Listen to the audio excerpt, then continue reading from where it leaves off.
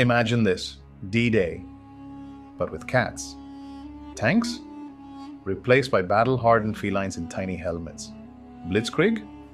More like the Blitzcat. And instead of air raids, we have carpet bombings of furballs. Sounds ridiculous, right? Well, hold on, because history is already filled with cats in warfare. So today, we're diving into a completely unhinged question. What if World War II was fought with cats? Okay, I know what you're thinking. This is the dumbest idea ever. But hear me out. Cats were actually involved in World War II.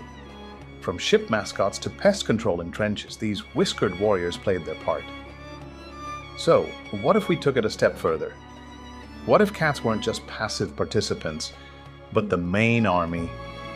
Buckle up, because we're about to rewrite history with paws and claws. All right, let's build this feline fighting force. First off, cats are natural hunters. Stealth, check. Speed, check. An unhealthy amount of confidence for something that weighs 10 pounds? Double check. The Germans would probably deploy Siamese spy cats sneaking through enemy lines with deadly silence, unless they decided to yell at 3 a.m. The Allies?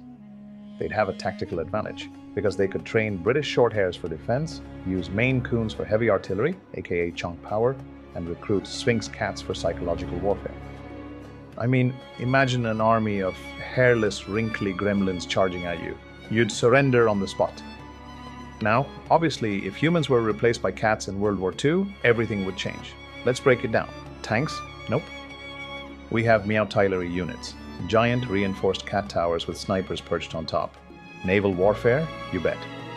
Instead of submarines, we have floating battleships covered in scratching posts. Aerial combat? Pigeons would be out. Carrier cats? In. These furry pilots would engage in mid-air combat, swatting each other in slow motion. And nuclear warfare? Forget the Manhattan Project. The real threat would be the Laser Pointer Project. One flick of a laser, and every cat army would self-destruct in pure chaos. So, how does this cat-pocalypse conclude? Simple, nobody wins.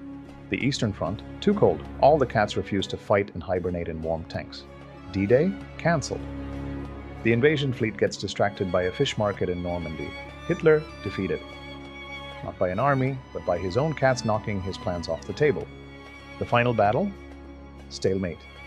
Every cat just falls asleep in the sun, and world leaders give up. So, what have we learned today? 1. History is insane. 2. Cats were already part of World War II, just not in the way we imagined. And 3. Maybe it's for the best that humans fought that war instead of their pets.